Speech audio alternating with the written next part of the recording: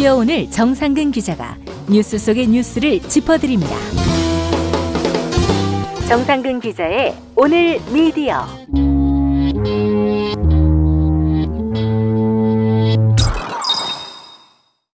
정상근 기자 함께하겠습니다. 정 기자님. 네, 안녕하십니까. 네, 오늘 어떤 이야기부터 해볼까요? 네, 먼저 돈 받고 이 기사를 팔아먹는 언론들에 대해서 말씀을 좀 드려보고자 합니다. 요즘엔 말이죠. 너무 흔해가지고 특별히 이게 문제가 될까 싶을 정도예요. 광고 섹션들이 어마어마하게 쏟아지고 있지 않습니까? 조선일보 같은 경우가 특히 그런데 그것도 일종의 광고로 기사 팔아먹는 거 아니겠어요? 아니 그 독자들이 그게 광고인지 기사인지 어떻게 합니까? 모르죠. 신문만 봐서는 잘 모르는 게 설령 그것이 광고 섹션이다라고 표기를 하고 해도 이게 섹션별로 맨 앞장이 있잖아요. 예. 근데 뭐 거기에 보면은 뭐 애드버타이징 뭐 어쩌고저쩌고 막 있는데 영어로 막 써 있어요. 그래서 그렇죠. 보통 신문들을 어르신들이 많이 보시는데 이 영어로 그런 식으로 써놓으면은 잘 알아보기가 좀 힘들죠. 예. 그래서 신문을 봐도 이게 광고인지 기사인지 뭐 알 수가 없을 뿐더러 특히나 온라인에서는 더욱더 이게 표기가 잘 안 됩니다. 그래서 네.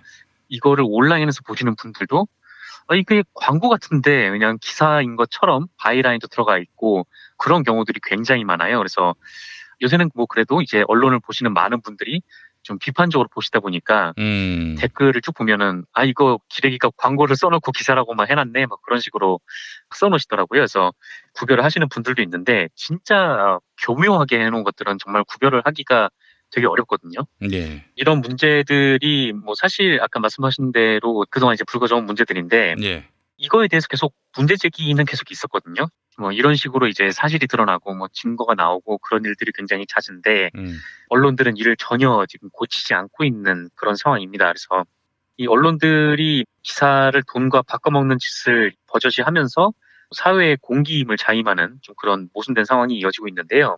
그래서 오늘 제가 소개를 해드릴 기사는 또 요것과 관련된 기사인데 이게 미디어스 6일자 기사예요. 예. 미디어스가 한 홍보대 행사에 문건을 입수를 했거든요. 근데 이 문건을 보면 얼마를 주면 어느 언론사에 홍보용 기사를 실어줄 수가 있는지 내역들이 쭉 나와 있는 문건이라고 합니다. 이 해당 자료에 등장하는 언론이 무려 한 90여 개나 된다고 하고요. 이게 뭐 조선일보나 중앙일보, 동아일보 같은 뭐 이른바 메이저 언론이다라고 스스로 자임하는 그런 언론들이 다수가 포함되어 있다고 하고요. 조선일보도 그냥 조선일보 딸랑 하나만 있는 게 아니고 조선에듀, 뭐 조선비즈, 뭐 베이비조선, 뭐 스포츠조선, 뭐 IT조선 이런 조선일보 계열사들이 다 들어가 있어요. 그러니까 그룹 차원에서 지금 기사를 팔아먹고 있다라는 얘기가 될 수 있을 것 같고요. 예. 미디어스가 공개한 이 자료를 보면 조선일보에 홍보성 기사를 게재하기 위해서 드는 돈이 불과 24만 원이라고 합니다. 그러니까 24만 원을 주면 조선일보가 뭐 온라인 지면을 팔아준다는 거죠. 하여튼 그 돈을 이제 홍보 대행사에 지불을 해야 되는 거니까 실제로 조선일보에 들어가는 돈은 더 적은 돈이 될 가능성이 높습니다. 그리고 이 조선일보가 24만 원이고 조선에듀가 21만 원, 그리고 조선비즈와 베이비조선이 각각 17만 원, 그리고 스포츠조선은 14만 원, IT조선은 13만 원 이렇게 계열사가 규모가 작을수록 단가가 점점 떨어져 내리고요.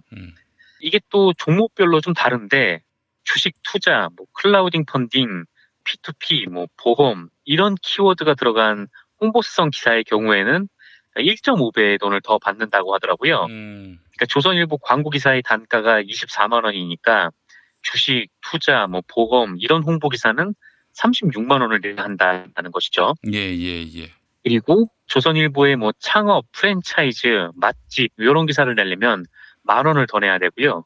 그다음에 뭐 장기 렌트카, 휴대폰 판매, 뭐 상조 서비스 이런 홍보 기사를 내려면 5만 원을 더 내야 된다고 합니다.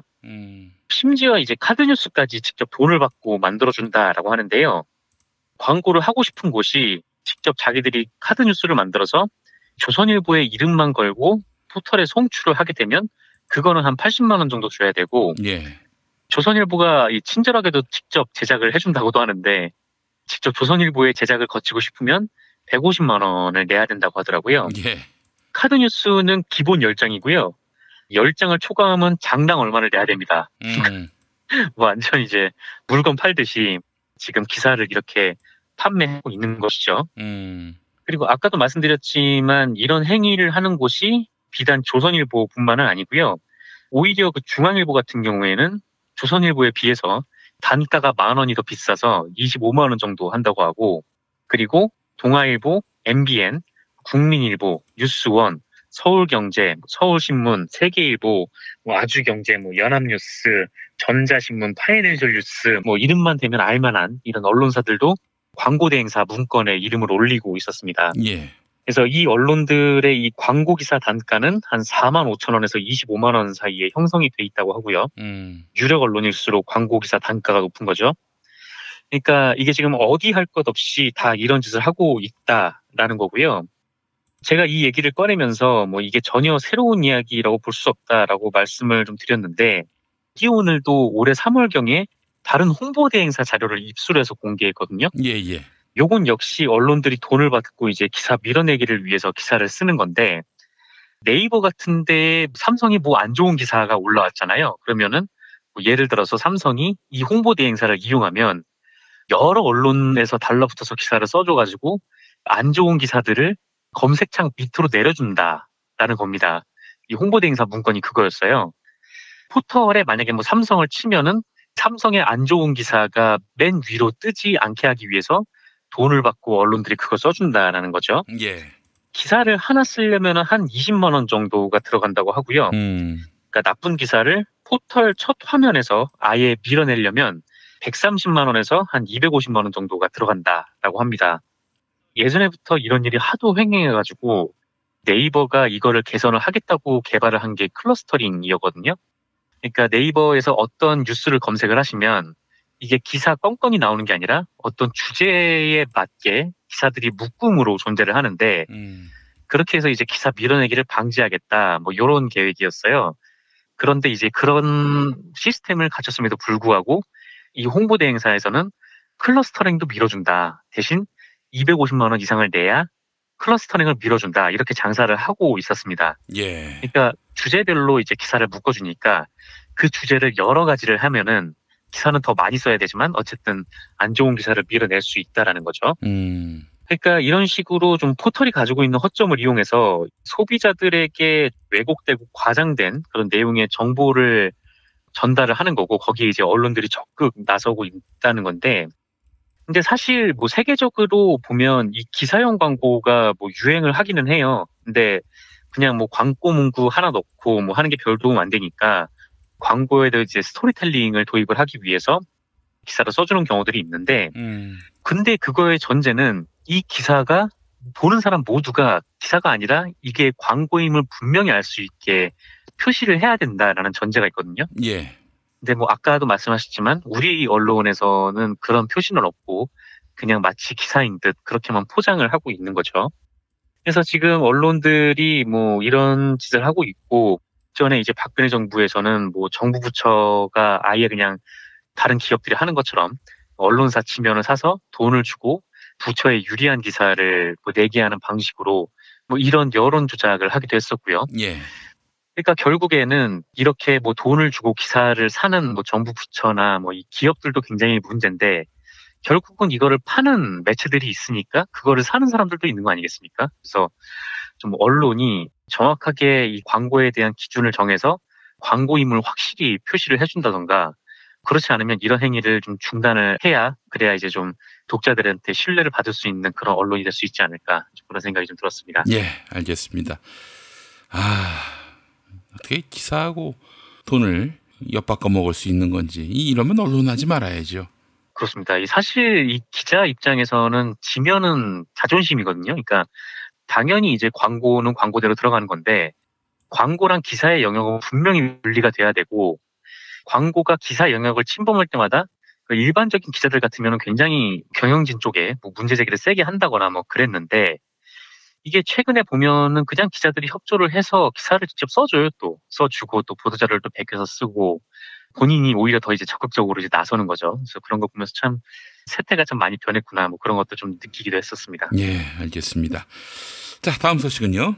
네, 그 MBC의 소수 이사들, 그러니까 지금 이제 구 새누리당 쪽 이사들이 최승호 MBC 사장에 대한 해임안을 제출했다고 하더라고요. 그래요? 네네.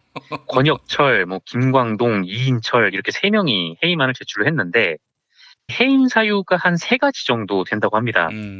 첫 번째는 핵심 시간대에 10% 시청률을 달성하겠다고 해놓고 지난 6개월 동안 달성하지 못했다. 요거고 두 번째는 민주노총 소속의 노동조합 중심 경영과 일방적 인사 그리고 보도 행위로 방송 공정성을 유린했다. 요거였고요. 마지막은 편파적 보도를 양산하고 임직원에 대한 부당 인사 및 대량 해고를 반복했다. 이런 이유를 들었어요. 어디서 많이 보던 이유인데 물론 이제 김재철 일파와 최승호 체제가 같을 리가 없겠습니다만 과거에 민주당 추천 이사들이 김재철 해임 등을 요구하면서 계속 내세웠던 주장하고 비슷하더라고요. 그런데 그때는 이 새누리당 쪽 추천 이사들이 들은 척도 안 했는데 이제 와서 지금 남의 거 베껴가지고 이런 주장을 하고 있는 셈이죠. 추태입니다. 추태. 네. 게다가 또 보통 이런 평가라고 하면 아무리 안 돼도 좀 1년은 돼봐야 되는데 불과 6개월 만에 해임안을 제출한 것도 웃기고 게다가 대량 해고 우려난 것도 거의 코미디 수준이죠. 지금 MBC에서 해고가 된 사람들은 다른 사원들의 신변을 상부랑 이제 담합을 해서 불이익을 줬거나 일종의 이제 블랙리스트 관련된 건이었는데 이런 사람들은 당연히 해고가 돼야 되는 게 맞는 거고 이게 또 대량 해고도 아니었던 거죠. 그래서 어쨌든 이런 말도 안 되는 이유로 이 소수이사들이 해임안을 제출을 했는데 당연한 얘기지만 이 해임안이 통과될 가능성은 없다라고 합니다.